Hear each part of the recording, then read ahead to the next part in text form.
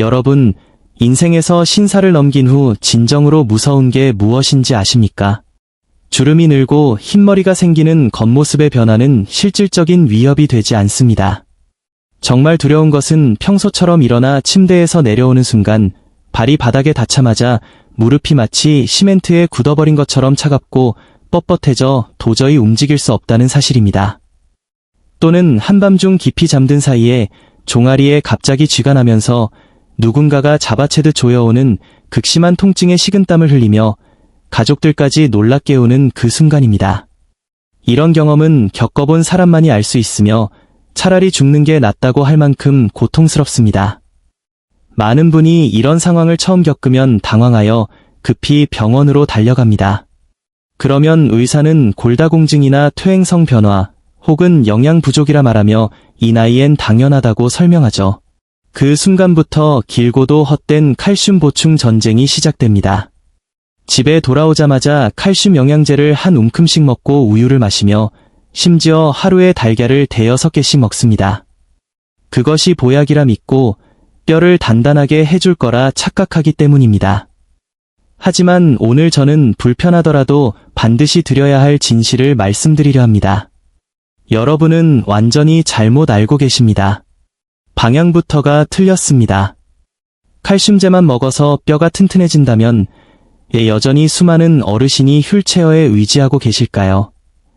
우유만 마셔서 골절이 막아진다면 우유를 물처럼 마시는 서양인들이 우리보다 골다공증이 더 심할까요?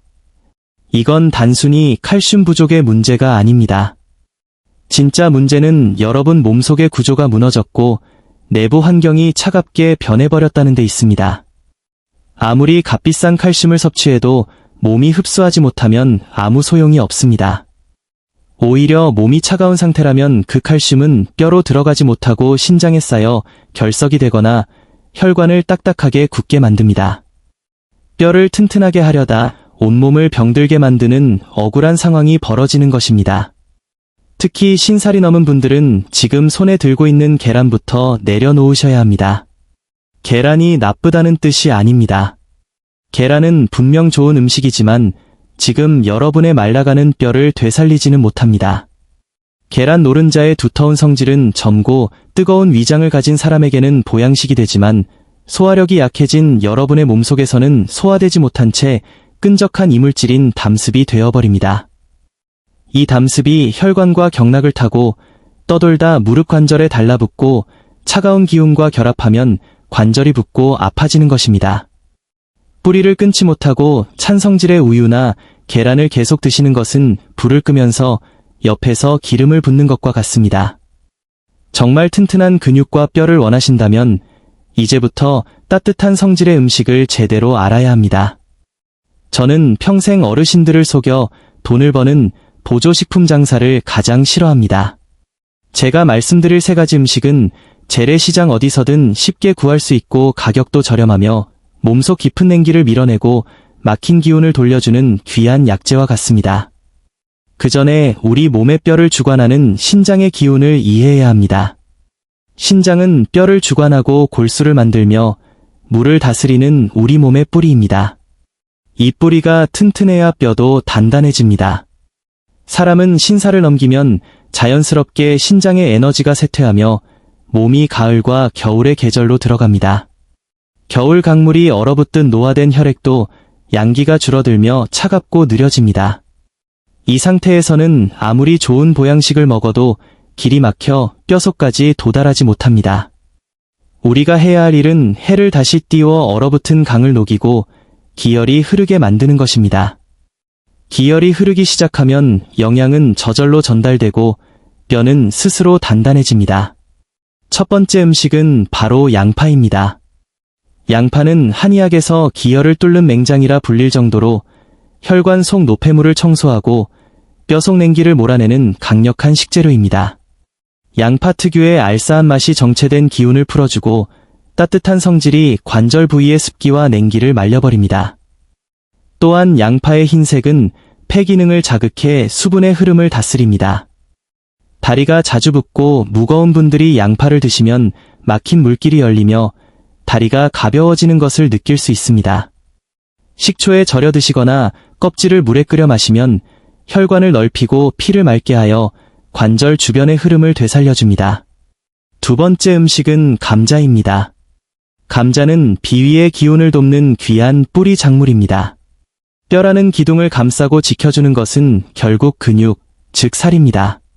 비장이 약해져 살이 빠지면 찬 기운이 뼈 속으로 스며들어 통증을 유발합니다. 감자는 산성으로 기운 몸을 중화시키는 알칼리 식품이며 비위의 기운을 보태 근육을 튼튼하게 하여 뼈를 감싸줍니다. 껍질째 깨끗이 씻어 푹 쪄서 드시는 것이 가장 좋으며 차게 식혀 드시면 저항 전분이 형성되어 혈당 조절과 독소 배출에도 효과적입니다. 세 번째는 서양삼입니다. 신살 이후에는 기운이 없으면서도 속은 달아오르는 허열이 생기기 쉽습니다. 이때 무턱대고 홍삼이나 녹용을 먹으면 오히려 뼈가 바스러질 수 있습니다. 반면 서양삼은 성질이 부드러워 속을 시원하게 적셔주고 뜨거운 기운을 가라앉힙니다. 서양삼은 심장의 박동력을 끌어올려 맑은 피가 무릎 끝까지 미치게 하여 뼈를 부드럽게 움직이게 합니다. 얇게 썰어 사탕처럼 천천히 녹여 드시면 흡수율이 높고 기운을 돋우는 데 탁월합니다. 이 세 가지 음식과 함께 생활 습관을 바꿔야 합니다. 에어컨 냉기와 찬 과일, 과도한 단맛은 양기를 해치고 신장 기운을 갉아먹는 뼈 도둑입니다. 대신 따뜻한 음식을 드시고 자기 전 발끝을 얼굴 쪽으로 당기는 스트레칭을 반복해보세요. 종아리의 경락을 자극하면 막혔던 기운이 풀리며 온몸에 따뜻한 피가 돌게 됩니다. 또한 뼈는 써야 강해집니다. 무리한 운동보다는 아침 햇볕을 등에 쬐며 천천히 걷는 것이 최고의 보약입니다. 여러분의 몸에는 스스로를 치유할 수 있는 완벽한 회복력이 내재되어 있습니다.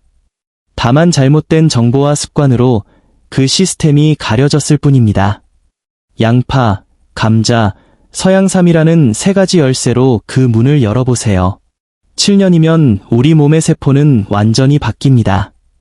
나이가 몇 살이든 지금부터 제대로 된 재료를 넣어주면 몸은 반드시 응답합니다. 99세까지 건강하게 활기찬 노후를 누리는 것은 여러분의 선택에 달려 있습니다. 오늘 저녁 식탁에 따뜻한 볶은 양파와 찐 감자를 올리고 자연의 순리에 따라 건강한 삶을 시작하시길 바랍니다. 들어주셔서 감사합니다. 양파와 감자를 활용한 구체적인 건강 레시피가 궁금하시다면 말씀해주세요. 조리법을 상세히 정리해 드릴 수 있습니다.